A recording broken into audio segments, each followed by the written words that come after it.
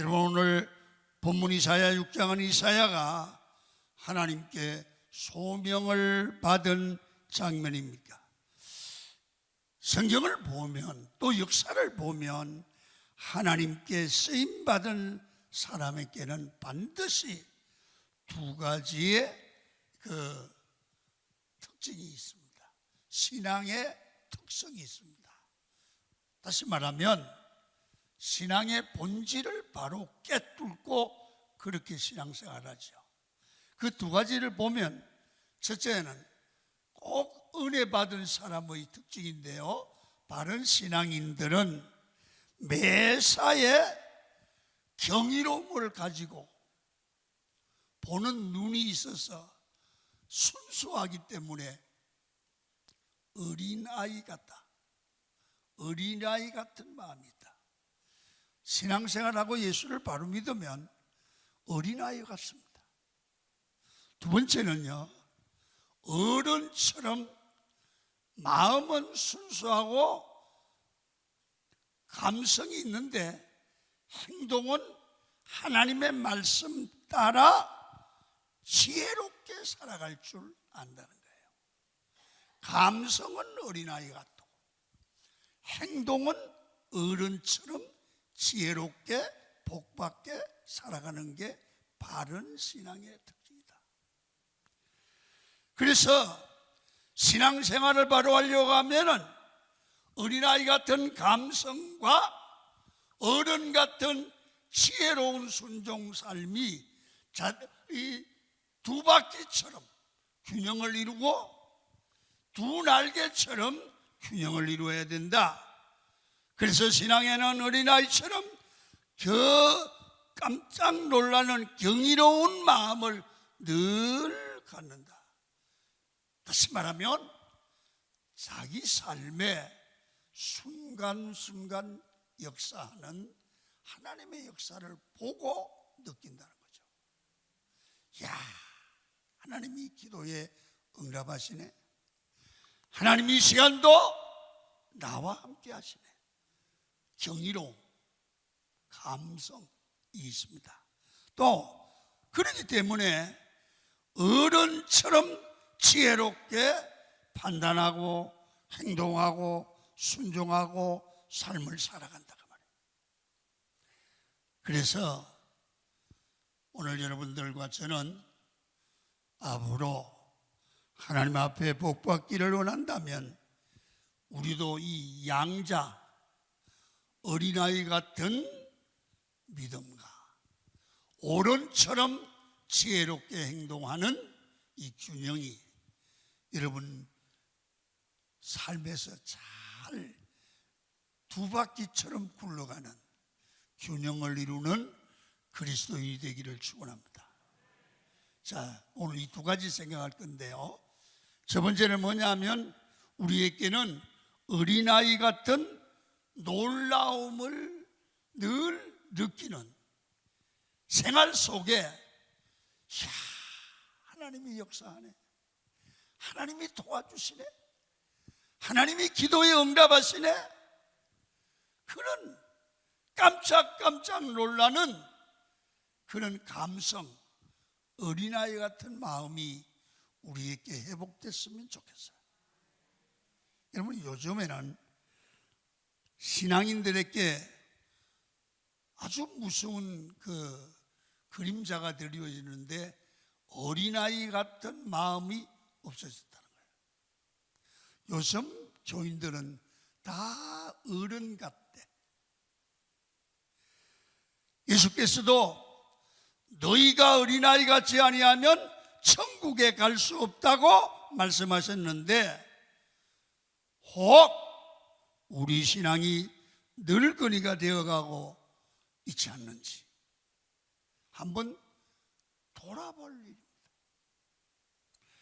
여러분, 표정도 없고 감동도 없고 웃음도 없고 회개하지도 않고 사랑하지도 않습니다.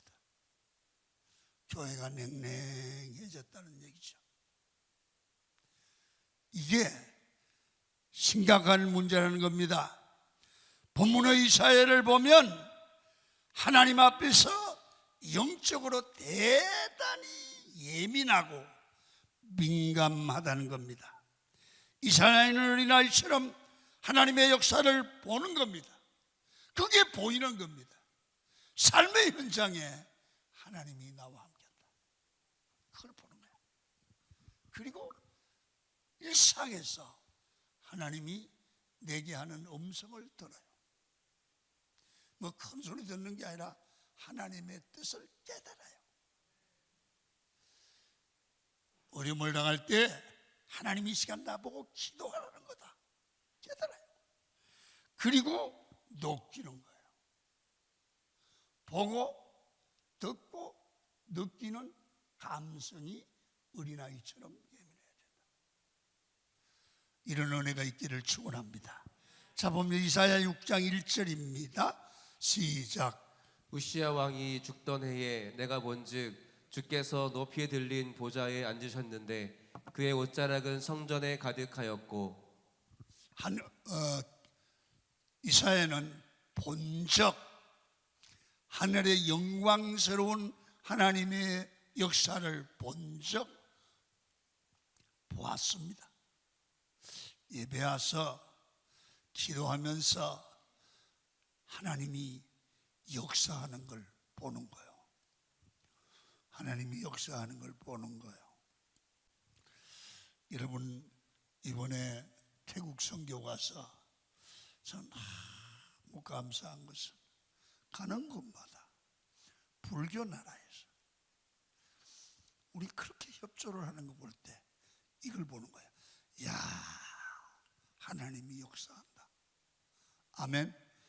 같이 선교 간 권사님들이 그렇게 얘기하는 거예요. 또 봐요. 3절이에요. 시작. 서로 불러 이르되 거룩하다 거룩하다 거룩하다 만군의 여호와여 그의 영광이 온 땅에 충만하도다 하더라. 거룩하다 거룩하다 하고 천사들이 찬송하는 찬송의 소리를 듣는 거야. 듣는 거야. 우리가 하나님 앞에 교회할 때도, 교회에서 찬양할 때도 그 찬양 중에 하나님이 영광을 받으시고 우리에게 말씀하시고 하나님의 역사가 있는 걸 보고 듣는 거야. 그때 은혜가 있다고 그러죠. 또 봐요. 자, 6절입니다. 시작. 그때에 그 스랍 중에 하나가 부젓가락으로 제단에서 집은 바 핀 숯을 손에 가지고 내게로 날아와서 그것을 내 입술에 대며 이르되 보라 이것이 내 입에 닿았으니 내 악이 제하여졌고 내 죄가 사하여졌느니라 하더라. 이사야는요 성전에서 기도하다가 입술이 부정한 사람이라 했더니 서랍 중에 하나가 천사지요 부젓가락으로 핀 숯으로 자기 입술을 찢었다는 거야. 그게 뭐예요? 진짜 부젓가락이 아니라 자기 속에 입으로 제한 모든 죄를 성령의 불로 씻어주는 걸 느꼈습니다. 죄가 사해졌음을 느꼈습니다. 그래서 이사야는 성전에 기도하면서 예배하면서 하나님의 역사를 보고 주의 음성을 듣고 하나님이 내 죄를 사하는 걸 느꼈습니다. 이 얼마나 순수한 마음입니까? 우리도 예배 드릴 때마다 하나님의 임재를 보시고 들으시고 느끼시기를 축원합니다. 신앙생활에서 가장 중요한 것은 예배 때마다 야, 하나님이 역사하는구나. 하나님의 역사를 보는 거예요. 예배하는 중에 예배장 모습이, 찬양의 모습이, 성도들의 아멘하는 자세가 이 보통이 아니야. 하나님의 역사가 있는 걸 보시기를 축원합니다. 거기서 예배 중에 말씀하시는 하나님의 음성을 들어야 돼요. 그리고 느끼는 감정이 있어야 돼요. 감정이 우선적으로 하나님 앞에 표현되어야 예배가 예배될 수 있습니다. 우리가 예배에서 감성을 무시하는데 예배에 문제가 생기는 겁니다. 하나님은 어린아이처럼 열정적으로 하나님께 나아가는 것을 기뻐하십니다. 우리가 신앙생활을 할 바에야 하나님께 기쁨 되는 신앙생활이 꼭 되어야 될 줄 믿습니다. 다윗은 하나님의 언약궤가 예루살렘으로 돌아왔을 때 얼마나 기뻤는지 성경 한번 읽어볼게요. 여러분 사무엘하 6장 14절 시작. 다윗이 여호와 앞에서 힘을 다하여 춤을 추는데 그때에 다윗이 배 에봇을 입었더라. 여러분, 다윗은 하나님의 법궤, 하나님이 예루살렘으로 법궤가 돌아오는 것을 보고 얼마나 마음이 기뻤던지 덩실덩실 힘을 다하여 춤을 췄더라. 왕이 체면도 없이. 그랬더니 그의 아내 미갈이 혀를 찰 정도로 춤을 췄다는 거예요. 얼마나 열심히 추었던지 춤을 췄던지 바지가 흘러내려가는 걸 몰랐대잖아요. 그 다음에는 설명을 하지 않겠습니다. 여러분, 그때 아내 미갈이 다윗에게 저게 뭐냐? 아내가 업신여길 정도로 하나님께 기쁨 되는 일에 어린아이처럼 왕이 춤을 추고 찬양했다는 겁니다. 사람 기준으로 보면 바보 같은 일이죠. 그러나 하나님은 그 순수한 어린아이 같은 마음을 기뻐하셨다고 말해요. 예배가 하나님 마음에 들어야지 내 마음에 들어서 뭐 하겠소? 신앙이 하나님 마음에 들어야지 내 마음에 들어서 뭘 하겠어요? 예수님께서 십자가 지시기 전에 예루살렘 성전에 올라가셨는데 그때 어른들은 체면을 지키느라고 보기만 하고 팔짱을 끼고 서 있는데 예수님께서 거기에 함께 계셨습니다. 그런데 어린아이들이 나와서 예수님을 찬양하는데 호산나 다윗의 자손 오시는 이여 하고 찬양을 하기 시작했어요. 그러자 어른들은 시끄럽다고 조용히 하라고 말했습니다. 그때 예수님은 저 애들이 찬양하지 않고 조용하면 저기 있는 돌들이 하나님을 찬양할 거다. 그냥 두라는 거죠. 가만히 서 있는 너보다 하나님을 찬양하는 어린이들을 하나님이 기뻐하신다 그 말이에요. 하나님은 마음으로 감성을 가지고 하나님을 찬양하고 하는 것을 기뻐하고 좋아하십니다. 그래서 찬양할 때는 기쁨으로 반응하며 찬양하십시오. 기도할 때도 언제든 부르시죠. 기도하라는 거예요. 기도는요 길게 한다고 되냐? 길게 해야 돼요.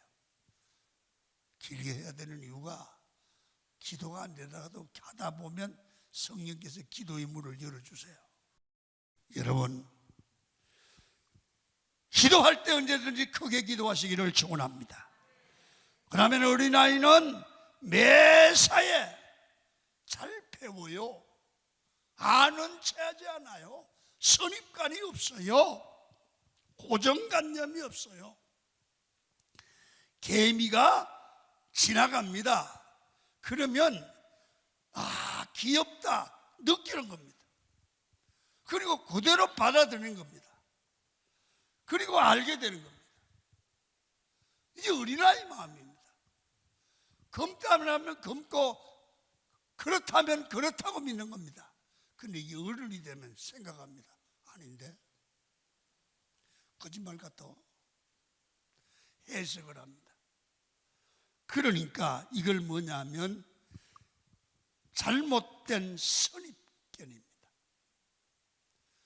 잘못된 이 자기 생각 때문에 현실을 받아들이지 않는 고정관념에 젖어 있습니다. 자기가 알고 있는 하나님과 교회관이 모두 옳다고 생각하고 그것에 모두 대입을 시켜서 평가하고 다른 진리를, 다른 생각을, 다른 사람의 입장을 받아들이려고 하지 않습니다. 그러므로 여러분, 언제나 우리는 하나님을 기쁘시게 한다.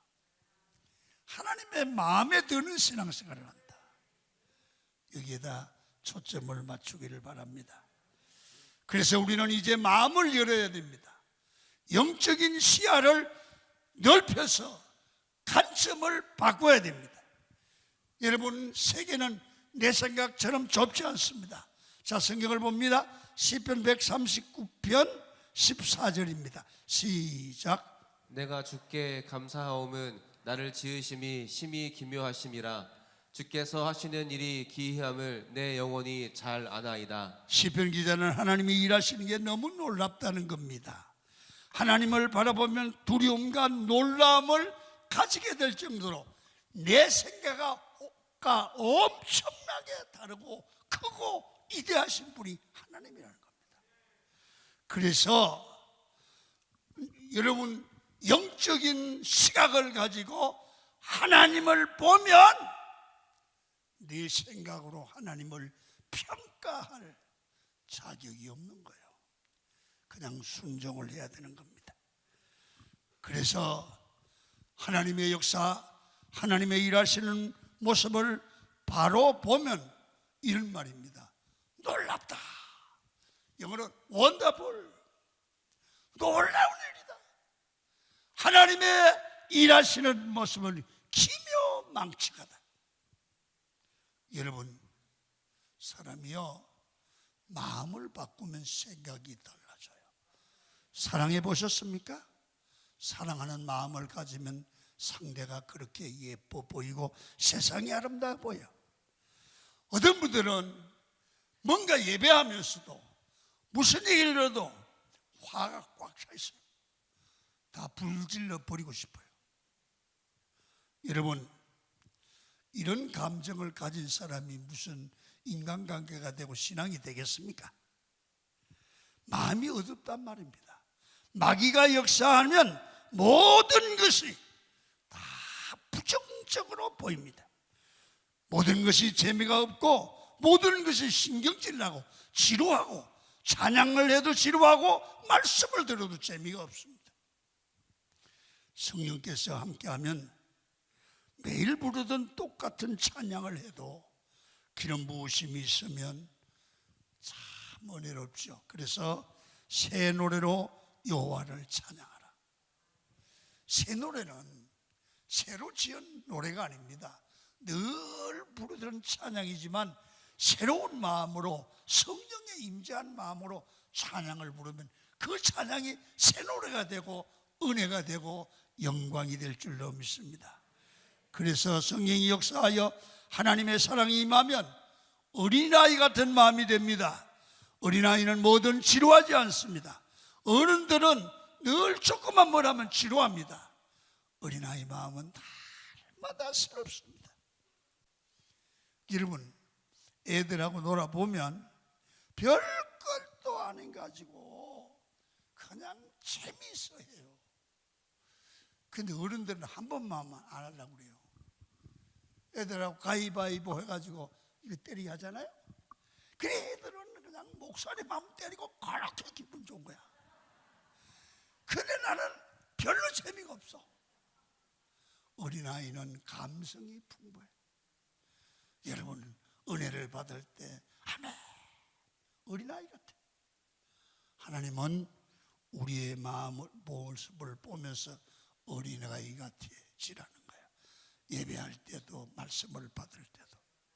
이사야를 보면 여러분, 보고 듣고 놀라고 하나님을 찬양하는 모습이 어린아이 같습니다. 우리의 신앙생활에도 어린아이 같은 순수함과 진실함이 회복되시기를 축원합니다. 놀라운 일들이 있나요? 두 번째는요, 신앙생활은 어른같이 지혜로워야 돼요. 여러분, 지혜롭게 행동하는 모습이 있을 때 정말 마음은 어린아이 같은데 함부로 행동하지 않는 거죠. 은혜를 받는데 함부로 처신하지 않아요. 자, 성경 봅니다. 8절입니다. 시작. 내가 또 주의 목소리를 들으니 주께서 이르시되 내가 누구를 보내며 누가 우리를 위하여 갈꼬 하시니 그때 내가 이르되 내가 여기 있나이다 나를 보내소서 하였더니. 예, 주님의 음성을 듣고 자기 소명을 느끼고 그는 나를 보내소서 행동합니다. 보세요. 경이로움을 느끼는 마음이 어린이다움이라면 지혜롭게 행동하고 순종하는 모습은 어른다움입니다. 그래서 우리는 신앙에는 어린이다움이 있어야 되고 어른다움이 있어야 됩니다. 지혜라는 것은 내가 가지고 있는 능력을 알고 올바른 가치와 방향을 알아서 잘 사용할 줄 아는 겁니다. 보십시오. 그렇게 큰 힘을 가졌던 삼손은 하나님의 능력과 은혜를 부어주셨는데 안타깝게도 삼손은 그 능력을 지혜 없이 방향 없이 사용했습니다. 자신과 자기 사랑을 위해 쓰고 교만하다가 삼손은 결국 비참하게 되죠. 물론 삼손은 믿음의 사람으로 마지막에는 회개하고 쓰임을 받았지만 저는 삼손을 볼 때마다 얼마나 아쉽습니까? 얼마나 안타깝습니까? 하나님이 나에게 힘을 주시고 능력을 주시고 건강을 주셨을 때 감사한 마음으로 잘 쓰임받는 게 지혜가 아닐까요? 인생이 길지 않음을 깨닫고 하나님 앞에 사람 살리는 일에 다른 사람을 돕는 일에 쓰임받는 게 지혜입니다. 성령의 기름 부음이 있으면 사람을 살리는데 내 건강을, 내 생명을, 나의 마음을, 내 시간과 돈을 쓸 줄 알죠. 그 열매는 아름답습니다. 하나님의 사람의 지혜로운 행동은 하나님이 주신 건강과 시간과 물질과 직분을 생명 살리는 일이 되도록 만들 줄 아는 지혜입니다. 성령의 기름 부음이 없으면 다른 사람을 죽이는 데 쓰고 남을 정죄하고 복수하고 이간질하고 엉망불평하고 사람답지 않게 사는 일에 쓰면서도 자기가 잘못되어 가고 있다는 걸 모르죠. 인생을 지혜롭게 사는 방법은 하나님이 우리를 부르셨을 때 그 부르심에 응답하며 합당하게 삶을 살아가는 겁니다. 하나님께서 어느 순간 본문의 이사야처럼 여러분과 저를 말씀을 부를 때가 있습니다. 이게 소명입니다. 누가 우리를 위하여 갈고, 누가 우리를 위하여 이사야처럼 갈고, 그때 그 음성이 들려서 내가 있습니다. 내가 하겠습니다. 내가 헌신하겠습니다. 그 일에 쓰임받기를 축원합니다. 아무리 내가 힘이 있고 능력이 있고 돈이 있어도 그 힘을 바른 방향으로 쓰지 않으면 의미가 없습니다. 언제 내가 내 힘을 가장 가치 있게 지혜롭게 쓸 수 있습니까? 말씀의 어른처럼 순종하는 그런 이사와 같은 신앙입니다. 나에게 유익되지 않고 손해가 되어도 사람을 살리는 일, 하나님의 뜻을 이루는 일에 사용을 하면 하나님이 우리를 버리거나 손해보지 않게 합니다. 우리 신앙생활은 두 가지입니다. 첫째는 어린아이 같은 감성, 경이로움이 늘 있어서 시간마다 은혜 받아야 됩니다. 두 번째는 어린과 같은 모습으로 지혜롭게 행동하는 믿음으로 사람 살리는 인생이 되어지기를 축원합니다.